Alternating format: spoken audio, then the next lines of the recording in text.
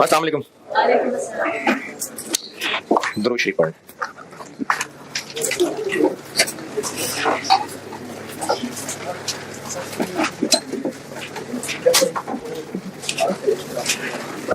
इस जॉब पे काम करना है तो ओवरहेड्स भी होंगे, और ओवरहेड्स वेरिएबल भी हो सकते हैं, फिक्स भी हो सकते हैं। वेरिएबल ओवरहेड्स की ओरिजिनल हालत टोटल फॉर अ पीरियड होती है कि वेरिएबल पर यूनिट पर आर एक रेट होगा, तो उसको ओएआर ही कह लेंगे। तो आपको सवाल के अंदर वेरिएबल ओवरहेड्स के बारे में अगर कोई वेरिएबल ओएआर दिया हुआ है तो हाँ बिल्कुल रेलिवेंट है, रेलिवेंट है। वेरिएबल का कोई एक रेट दिया होगा ना तो बस ठीक है, रेलिवेंट है। वेरिएबल ओवरहेड क्यों रेलिवेंट है? भाई काम होगा तो होंगे, ओवरहेड नहीं होगा तो नहीं होंगे, तो ये वेरिएबल खर्चा है। फिक्स्ड ओएआर दिया हुआ है अगर, तो वो एक रेलिवेंट चीज होगी, उसको इस्तेमाल करेंगे। क्यों नहीं? फिक्स्ड ओएआर फिक्स्ड होना ही है, यानी फिक्स कॉस्ट कभी रेलिवेंट ही नहीं होगी। फिक्स्ड ओएआर नहीं होगा रेलिवेंट चीज। क्यों? क्योंकि फिक्स्ड ओएआर कैलकुलेट कैसे हुआ होगा साल के शुरू में टोटल फिक्स्ड ओवरहेड बजटेड जो उस बिजनेस के होते हैं या होंगे, उनकी बेस पे पर आर या पर यूनिट निकाला होगा। तो अब उनमें कहीं वो स्पेशल ऑर्डर वाला थोड़ी होगा, वो तो अब आ गया अचानक। तो उस फिक्स्ड ओएआर में तो वो ओवरहेड्स शामिल हैं, वो ओवरहेड्स रिफ्लेक्टेड हैं जो वैसे भी बिजनेस के होने हैं, इस जॉब के होने से नहीं उनको फर्क पड़ना। तो अगर फिक्स्ड ओएआर दिया हुआ सवाल में तो इग्नोर मारे इसको, इग्नोर। हाँ, अगर कोई एडिशनल फिक्स्ड कॉस्ट है तो वो बिल्कुल रेलिवेंट है। अब यही चीज मैंने ना 3 लाइनों में लिखी हुई है, चौथी लाइन नहीं, अभी 3 लाइनें। पेज 263 के एंड पे 2 लाइनें मैंने फिक्स्ड ओवरहेड में लिखी हैं, दोनों पढ़ लें। 2 लाइनें वेरिएबल ओवरहेड में लिखी हैं, उनमें से बस पहली पढ़ लें, दूसरी एक सवाल के साथ रोकी हुई है मैंने।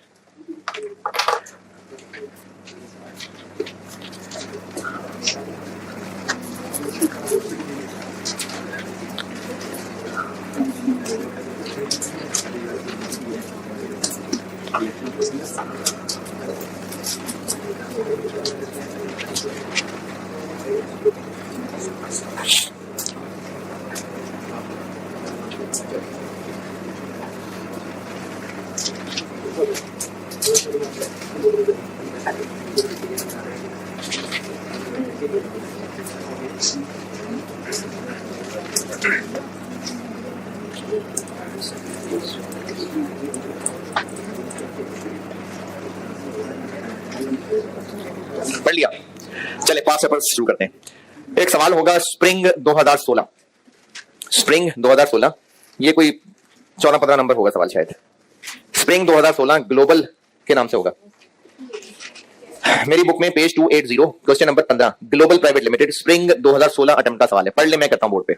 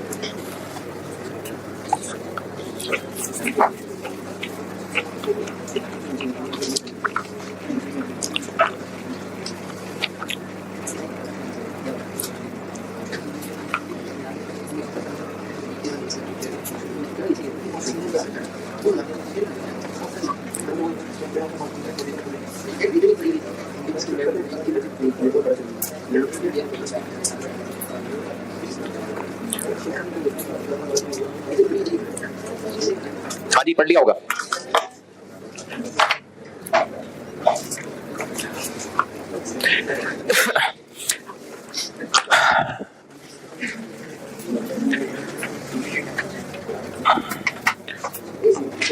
क्या ऑफर आई हुई जिसको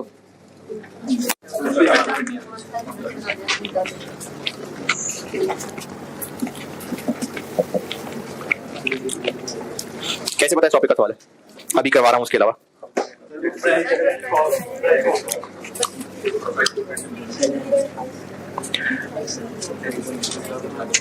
हाँ जी, एक तो रिक्वायरमेंट में उसने लिखा हुआ कि कॉन्ट्रैक्ट प्राइस, अच्छा बिड प्राइस का मतलब है हमने कस्टमर को कहना है कितने पैसे, इसको बिड करना कहते हैं।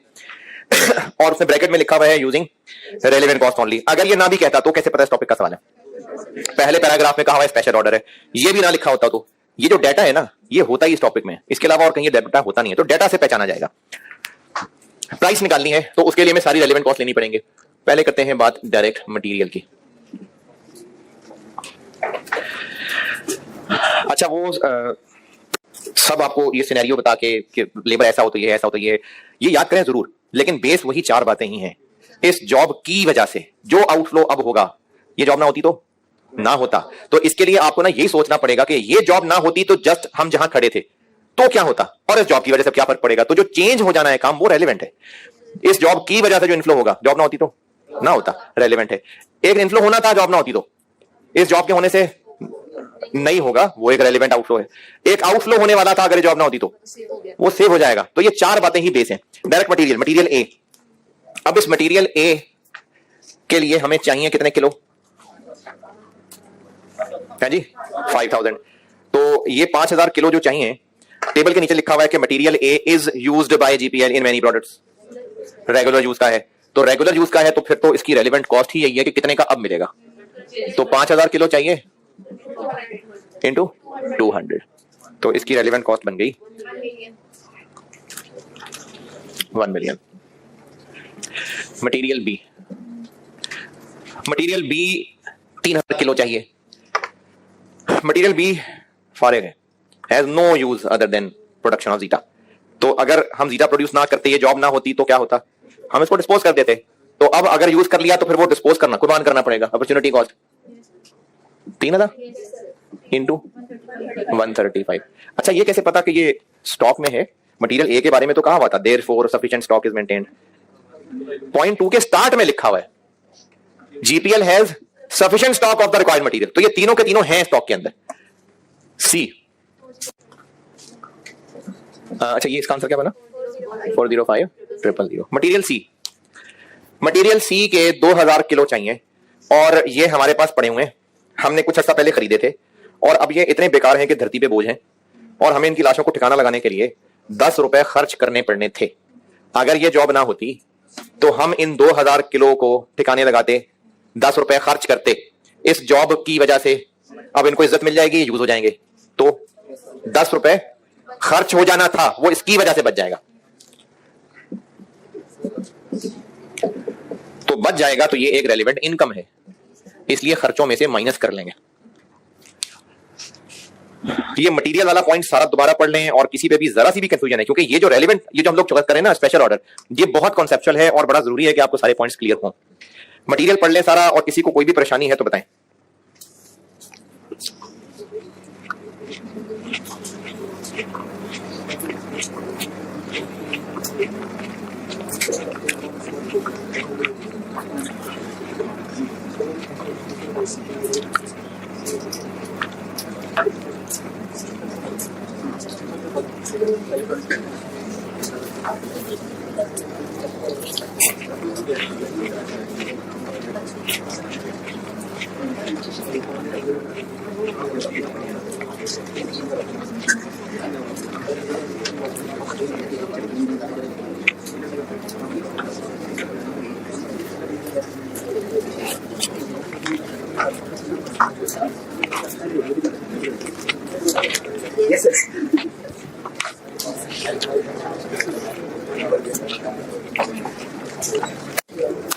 मटेरियल में किसी को कोई मसला नहीं।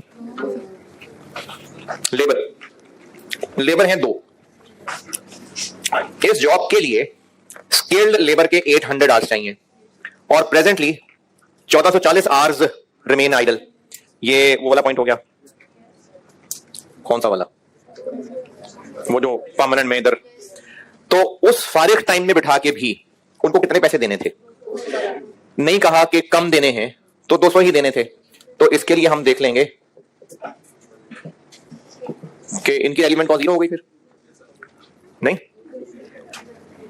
नहीं, 0 नहीं हुई। टोटल रिक्वायर्ड कितने हैं?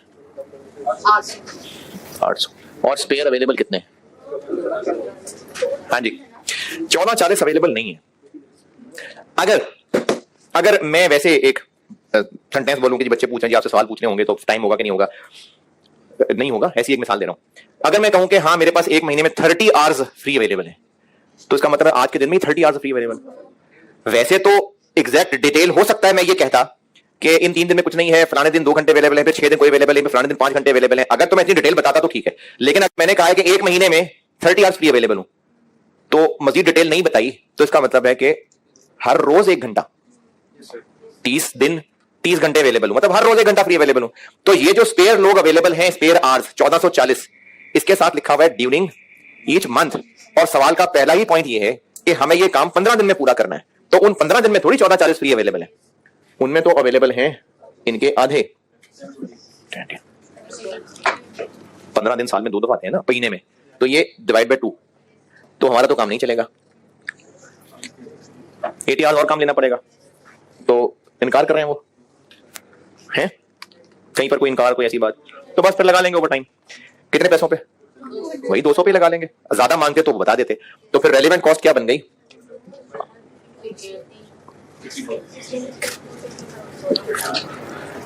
इन 720 की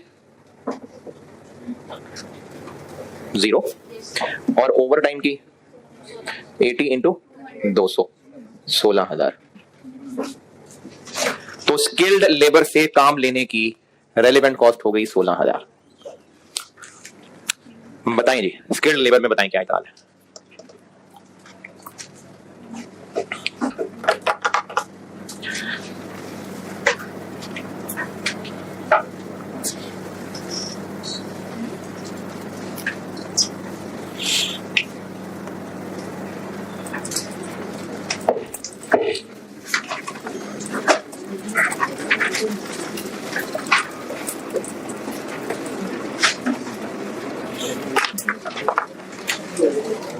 हाँ जी, 16,000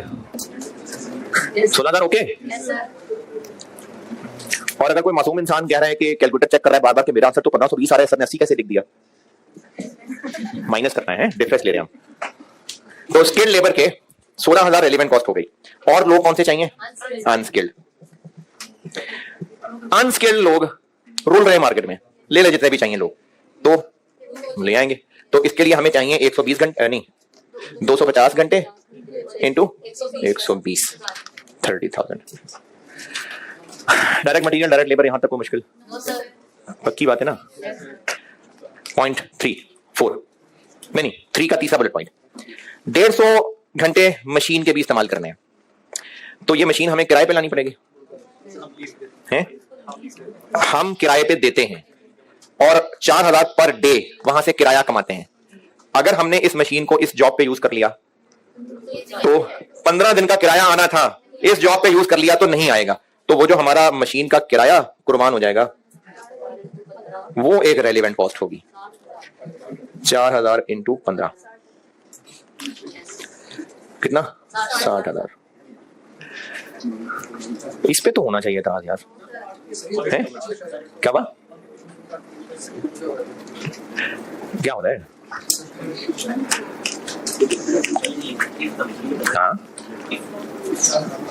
हाँ तो बताओ, इतना बताओ ना ताकि मैं उसके हिसाब से जवाब दूं। सर्टेन तो नहीं है।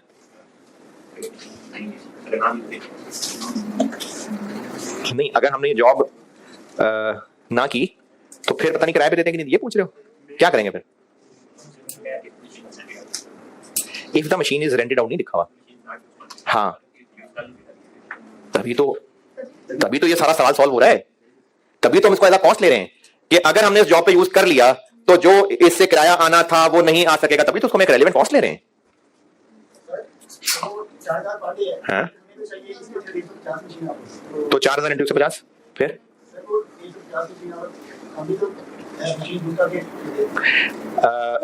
कितने दिन में 150 मशीन आवर्स हो जाएंगे हैं? एक दिन में कितने घंटे इस्तेमाल करेंगे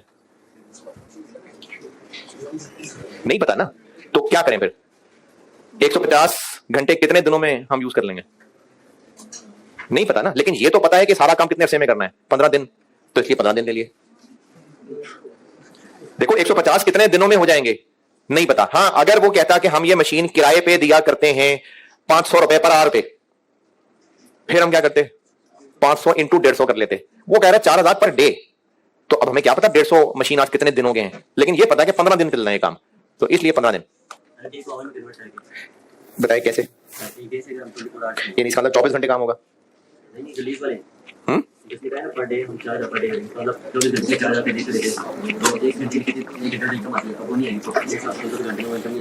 अच्छा ऐसा करो, 24 150 को 24 से डिवाइड करो,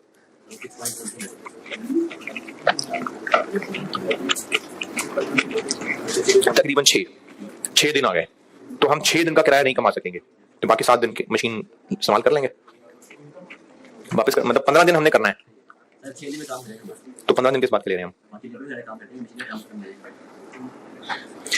कुछ ज्यादा गहरी असम्पशन हो जाएगी कि हम मतलब मशीन का काम हो जाएगा तो लेबर क्या करेगी, तालियां बजाएंगी बैठ, मतलब मशीन वापस कर देंगे।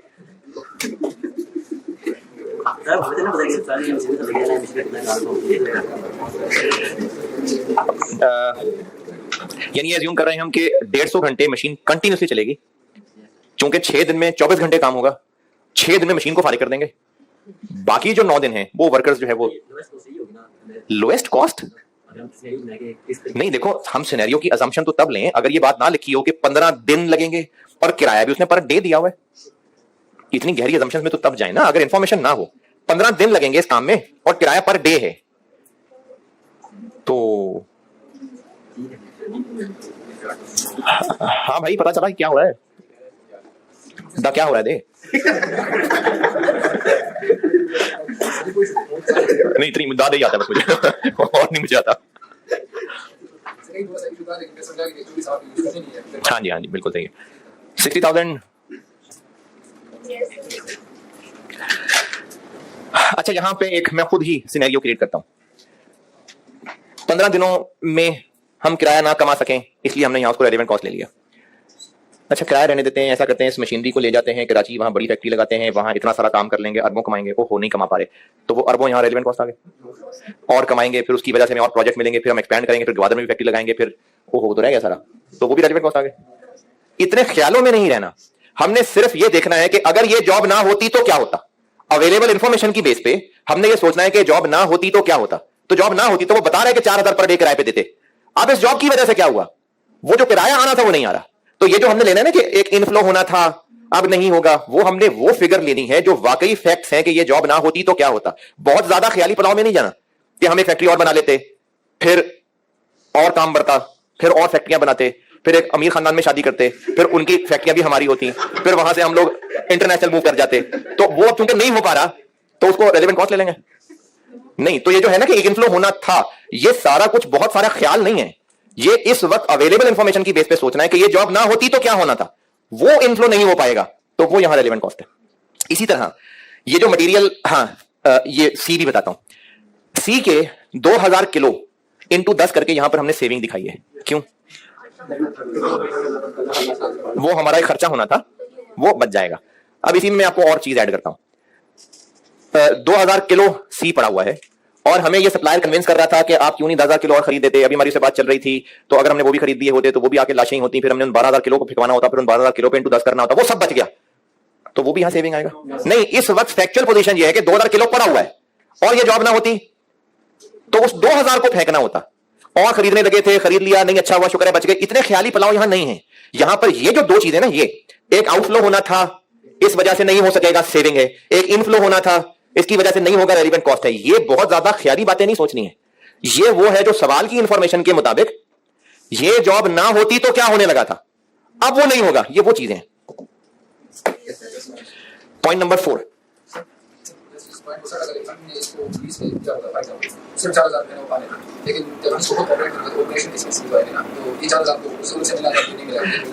ये अगले पॉइंट में जवाब आ जाएगा। Point number 4,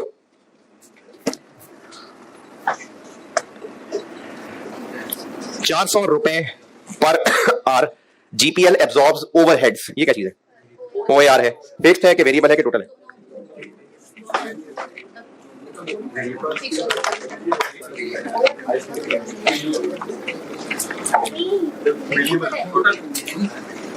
GPL absorbs overheads, बस।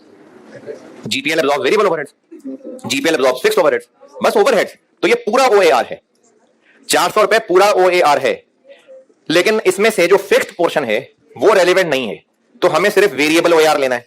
अच्छा, अब जो वेरिएबल ओएआर होगा ये होगा वो मशीन की ऑपरेटिंग कॉस्ट वगैरह, जो फ्यूल लगेगा वो होगा इसके अंदर, तभी तो वो वेरिएबल ओवरहेड्स हैं।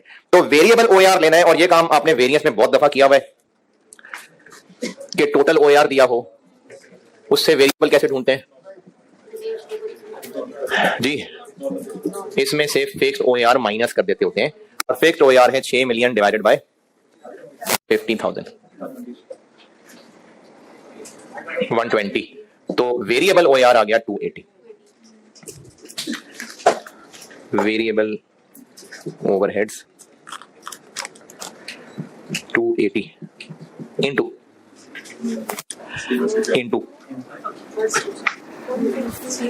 5,000 यूनिट्स, ₹280 पर आर इंटू 5,000 यूनिट्स, नहीं, इंटू आर्स। कौन से आर्स? अगर ये होता ओएआर पर मशीन आर तो हम इंटू 150 करते, तब वो 150 काम आ जाता, लेकिन ये है ओएआर पर लेबर आर, तो कितने लेबर आर से मल्टीप्लाई करूं? 1050। ये 1050 कहां से आया? ₹400 पर स्किल्ड एंड अनस्किल्ड, यानी दोनों। तो इस जॉब के लिए 800 स्किल्ड चाहिए और 250 अनस्किल्ड चाहिए, यानी 1050 आवर्स चाहिए, तो उनसे मल्टीप्लाई 294,000। और फिक्स्ड ओएआर रेलेवेंट नहीं है, लेकिन if GPL decides to produce zeta, fixed overhead would increase by, ये एडिशनल हां रेलेवेंट है।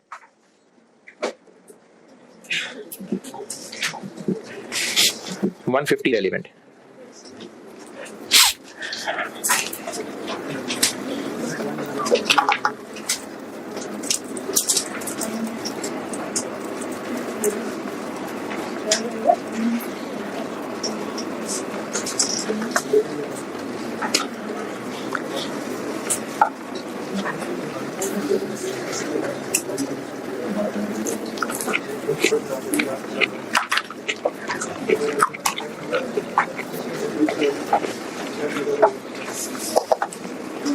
Point 5,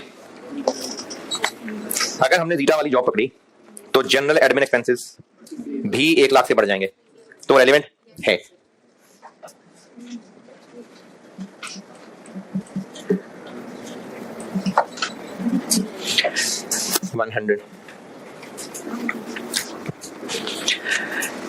last point,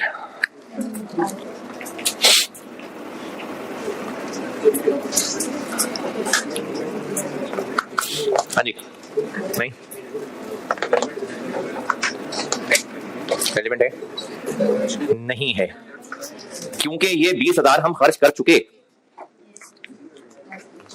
has incurred, present perfect tense, has incurred. तो अब ये खर्च हो चुका है। अगर हमने ये जॉब ना कर दी या कस्टमर मुकर गया तो 20,000 तो हो गया है, तो हमारे इस डिसीजन के हाँ या ना होने पे इस पे तो कोई फर्क ही नहीं पड़ने लगा।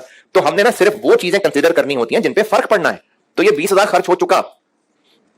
मैंने कल भी यहां पर एक बात बताई थी कि अगर हम चलते हुए किसी टी पे पहुंच गए, अब ये आ गया, टी बन गया, अब यहां से राइट जाना है लेफ्ट जाना है, इस डिसीजन के लिए ये रेलेवेंट है कि कहां से गुजर के आए, क्योंकि गुजर आए बस। अब जाहिर है गुजर के आए इधर ही है, ये रिसर्च का खर्चा किया इसी काम के लिए था, लेकिन था, हो गया खर्चा। अब हम डिसीजन हां करें ना करें, इस 20,000 पे कोई फर्क नहीं पड़ने वाला। तो इसलिए डिसीजन मेकिंग के लिए था कभी भी रेलेवेंट नहीं है। तो इस 20,000 का कुछ भी नहीं करना। जिनको अभी भी लग रहा है कि है तो इसी काम के लिए, हाँ इसी काम के लिए, लेकिन हम कोई अकाउंटिंग थोड़ी कर रहे हैं कि इसके वर्क इन प्रोसेस में डेबिट जाएगा कि नहीं जाएगा। हम सिर्फ इस वक्त ये सारी कैलकुलेशन क्यों कर रहे हैं? डेबिट क्रेडिट हो रहा है कुछ, हम सिर्फ ये जानना चाह रहे हैं कि काम करें या ना करें। एक बार फैसला हो गया कि करें, उसके बाद इस कागज को फाइल में कहीं रख देंगे या शायद फाड़ के फेंक देंगे। अकाउंटिंग कब होगी? जब जब जो खर्चा होगा वो अकॉर्डिंगली डेबिट क्रेडिट होगा। ये हम सिर्फ इस वक्त ये डिसाइड करना चाह रहे हैं कि करना है काम के नहीं करना। तो इसमें वो आइटम्स कंसिडर नहीं होती, या तो कह लें कि हो चुकी हैं, या कह लें कि इस डिसीजन के हां या ना होने से जिन पे कोई फर्क नहीं पड़ने वाला, वो इररिलेवेंट चीजें हैं। इस डिसीजन के हां या ना होने से जिन आइटम्स पे फर्क नहीं पड़ना, वो इररिलेवेंट हैं। तो रिसर्च कॉस्ट तो हो चुकी। अब इस डिसीजन में हम हां करें ना करें, प्राइस बताएं, कस्टमर हां करे ना करे, उस 20,000 की सेहत पे कोई फर्क नहीं पड़ने वाला, इसलिए उसका कुछ भी नहीं करना। हाँ जी, 20,000 पे बताएं एतराज। तो ये हो गया पूरा, और इसका आंसर बन गया 20350000। लेकिन रिक्वायरमेंट ये नहीं है, रिक्वायरमेंट तो है प्राइस। तो प्राइस के लिए क्या करना पड़ेगा? 20350000। 20% मार्जिन है कि मार्कअप है? मार्जिन है। 2543750।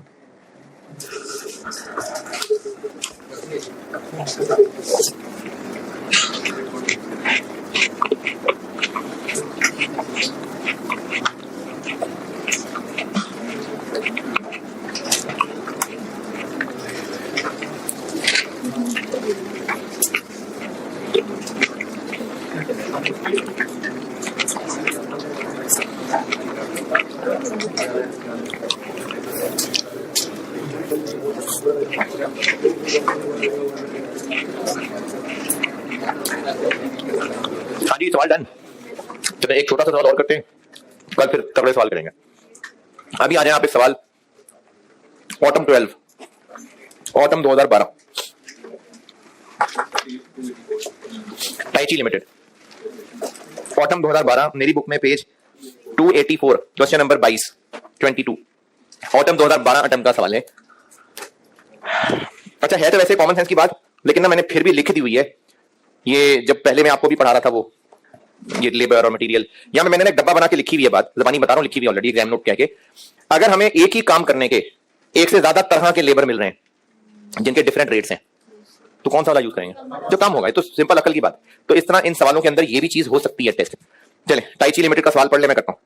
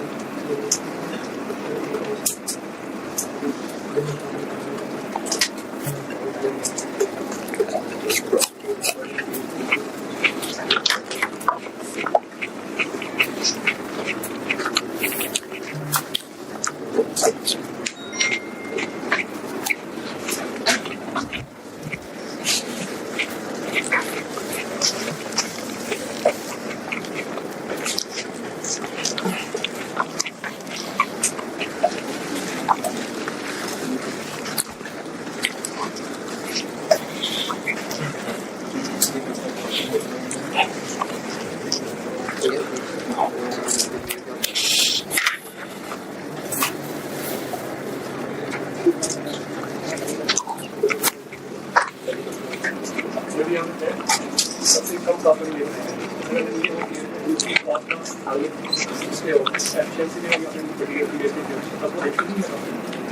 अच्छा, मैंने जो भी बात की है ना कि अगर हमें 2 तरह के 3 तरह के वर्कर्स मिल रहे हैं तो उनमें से सस्ता वाला लेंगे, इसका मतलब पहली बात तो ये कि सब कंपेरेबल हैं, यानी सेम काम करेंगे तो ही हम कंपेयर कर रहे हैं। अगर उसने चीज ही खराब कर दी ना तो फिर तो कोई ऑप्शन ही नहीं है।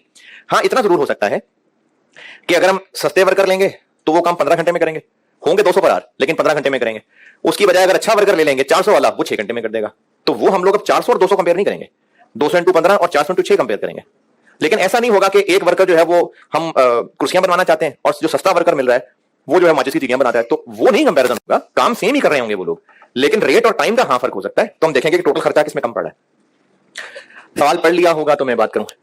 अच्छा, इस सवाल में ना आपसे कैलकुलेशन भी पूछी है और अंग्रेजी भी पूछी है। पूछा यह है कि एक तो इस मोटर के बनाने की रेलेवेंट कॉस्ट निकाल दें और थोड़ी थोड़ी सी अंग्रेजी, ये ना भी कहता है थोड़ी सी, तो थोड़ी ही आती है, थोड़ी ही लिख पाना था। तो ब्रीफ रीजन बता दें कि किस खर्चे को शामिल कर रहे हैं तो क्यों कर रहे हैं, और किस खर्चे को शामिल नहीं कर रहे तो क्यों नहीं कर रहे। अब इसके लिए ना कोई आपकी ग्रामर और स्पेलिंग चेक नहीं होगी, टूटी फूटी अंग्रेजी में बस बात पहुंचा दें तो मिल जाएंगे नंबर। ज्यादातर सवाल न्यूमेरिकल ही होते हैं, लेकिन इस तरह से कॉन्सेप्चुअल डिस्कशन वाले सवाल बिल्कुल आ सकते हैं, कभी कभी आ जाते होते हैं। पहला पैराग्राफ, हम लोग मोटर्स बनाते हैं और हमें इस वक्त एक कंपनी ने एक मोटर बनाने के लिए कहा है कि बताएं इसके कितने पैसे लेंगे। और सबसे पहली बात कि जो इस डेटा को इकट्ठा करने वाला हमारा टेक्निकल मैनेजर था, उसने मेहनत कर ली, उसने 1 घंटे की मीटिंग कर ली, ये सारी इंफॉर्मेशन इकट्ठी हो गई, following information has been obtained. अब हम इस मैनेजर को जो भी तनख्वाह दिया करते हैं तो उसमें से 1 घंटा रेलिवेंट हो जाएगा। क्यों? वो हो 1 घंटा काम कर चुका। पहली बात कि वो 1 घंटा काम कर चुका, दूसरी बात उसको देते ही एनुअल सैलरी है, तो ये एनुअल सैलरी है, इस वजह से भी इररेलेवेंट है। और ये काम 1 घंटा कर चुका हुआ है, अगर पर आवर भी देते होते तो वो क्यों रेलिवेंट ना होता? क्योंकि ये काम हो चुका, ये मीटिंग हो चुकी, तो इसलिए ये मीटिंग हो चुकी होने की वजह से भी और एनुअल सैलरी होने की वजह से भी ये पहले पैराग्राफ में मैनेजर का कोई खर्चा रेलिवेंट नहीं है। तो अब इस सवाल की प्रेजेंटेशन कुछ इस तरह से होगी कि एक तो आप निकालेंगे टोटल रेलिवेंट कॉस्ट, जिसमें चाहें तो लिख दें और लिख के 0 कर दें, चाहे इस लाइन को लिखें ही ना, तो ये कैलकुलेशन के अंदर वाली बात आ गई कि नहीं शामिल कर रहे। अब रहा रीजन के क्यों नहीं कर रहे, तो यहां जितनी भी लाइनें लिखेंगे उन सब की अंग्रेजी बतानी है ना, तो चाहे आप उस लाइन को लिख के ब्रैकेट में अंग्रेजी बता दें फिर अगली लाइन लिख दें, लेकिन इसमें सिर्फ मसला यह है कि एक रश मच जाएगा अजीब सा, आपसे खुद फिगर्स टोटल करने मिस हो जाएंगी। तो इसलिए ब्रैकेट में बताने की बजाय कैलकुलेशन कर लें और हर लाइन आइटम के साथ 1 2 3 और वो नीचे अंग्रेजी अलग से आ जाएगी। तो इसके लिए नोट नंबर 1 अंग्रेजी आ जाएगी, जो मैं बोर्ड पे नहीं लिख रहा, जबानी बता रहा हूं कि एक तो ये 1 घंटा काम कर चुका है पास्ट, और दूसरा वैसे भी इसको जो सैलरी है वो एनुअल मिलती है, तो इससे रिलेटेड कुछ भी रेलिवेंट नहीं है। तो इससे बताने का मेरा मकसद ये हुआ कि सवाल पढ़ते ही पॉइंट 1 पे छलांग नहीं लगा देते।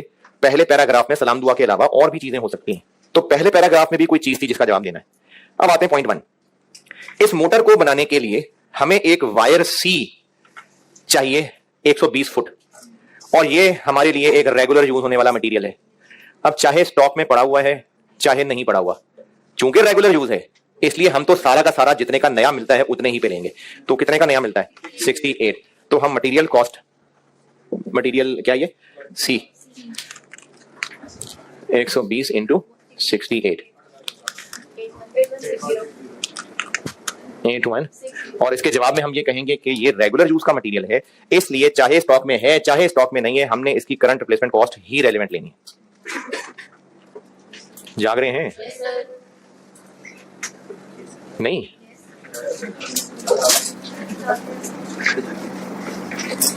कल हैवी सवाल कराने मैंने।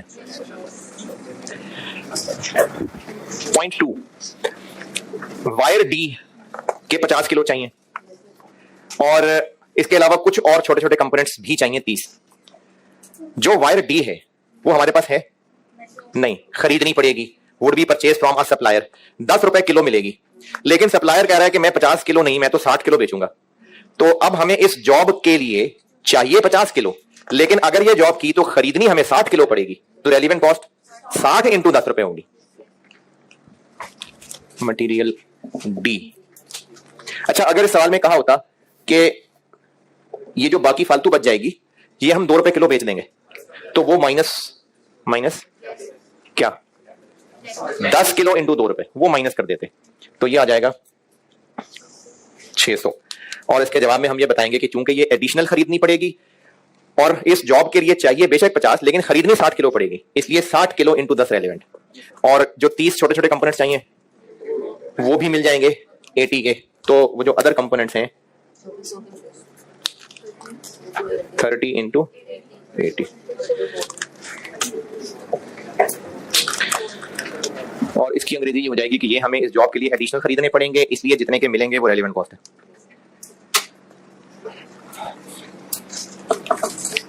पॉइंट 3, इस मोटर बनाने के लिए 250 आवर्स चाहिए होंगे स्किल्ड लेबर के और 30 घंटे चाहिए होंगे मशीन के। वो जो 250 घंटे स्किल्ड लेबर के चाहिए होंगे वो स्किल्ड लेबर हमारे पास मौजूद हैं, उनको हम 20 रुपए पर आवर दिया ही करते हैं, और अभी उस वक्त उनके पास 100 आवर्स स्पेयर अवेलेबल है। और ये जो स्पेयर अवेलेबल हैं इनमें फारिग बैठते तो भी 20 देने ही थे, तो इन 100 की रेलेवेंट कॉस्ट 0, और जो बाकी ऊपर वाले हैं उसकी आगे अगली कहानी है। 100 की लेबर रेलेवेंट कॉस्ट 0 है। पॉइंट नंबर 3 की ये मैंने तकरीबन 3 लाइनें बताई हैं, इसकी अंग्रेजी में अगर आप जाग रहे हैं और अंग्रेजी में कोई मसला अगर जाग रहे हैं, जो भी जाग रहे हैं,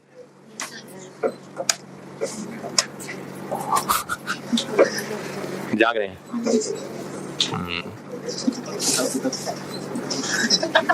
100 आवर्स स्पेयर अवेलेबल हैं, ये तो उनसे काम करा लेंगे, बाकी क्या मसला रह गया 150 आवर्स। हाउएवर एडिशनल आवर्स के पास 2 हल हैं हमारे लिए।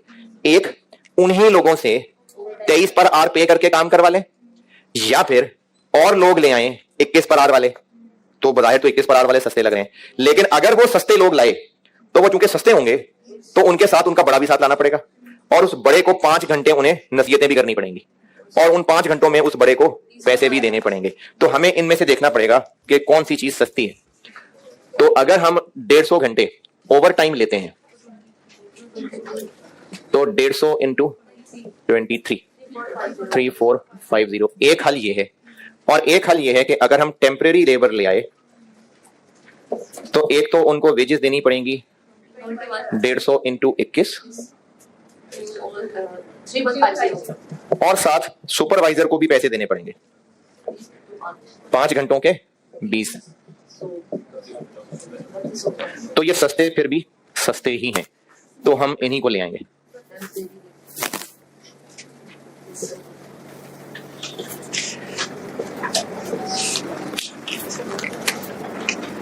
और इसकी अंग्रेजी ये लिखेंगे कि जो 100 आवर्स अवेलेबल हैं वो तो उनसे काम लेंगे ही लेंगे, जिसकी रेलेवेंट कॉस्ट 0 होगी, लेकिन जो एक्स्ट्रा 150 चाहिए वो हमें जो चीप रिसोर्स पड़ेगा वो रेलेवेंट है as shown by working one. और पॉइंट 3 खत्म। पॉइंट 3 का लास्ट पैराग्राफ, जो मशीन हमें चाहिए वो टीएल ने पिछले साल किराए पे ली थी, जिसका 5000 महीने का किराया देते आ रहे हैं, तो ये 5000 किराया रेलेवेंट नहीं है ना, हो चुका था नहीं, ये देना ही देना है। ये हम पिछले साल किराए पे ले चुके हुए हैं और ये हमें हर महीने देना ही देना है किराया। अगर ये मोटर ना भी बनाई तो फिर भी वो किराया तो दिया ही करना है, तो इसलिए वो 5000 रेलेवेंट नहीं है। लेकिन उस मशीन को चलाएंगे तो सही, 15 रुपए का वेरिएबल खर्चा आएगा, वो रेलेवेंट है। तो जो मशीन का रेंट है 0, इसकी अंग्रेजी ये बता देंगे कि चूंकि ये रेंट देना ही देना है इररिस्पेक्टिव ऑफ दिस ऑर्डर, इसलिए इररेलेवेंट है। और जो इसकी वेरिएबल दौड़ने की कॉस्ट है 15 रुपए पर कौन सा आर, चूंकि मशीन की रनिंग कॉस्ट की बात हो रही है तो 15 रुपए पर मशीन आर, तो इनटू क्या करेंगे 30, क्योंकि मशीन के 30 आवर्स चाहिए होंगे।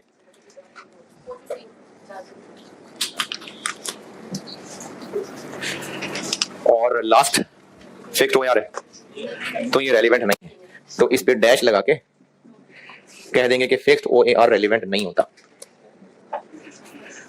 कल करेंगे इंशाल्लाह तगड़े सवाल। ठीक है जी, अल्लाह हाफिज।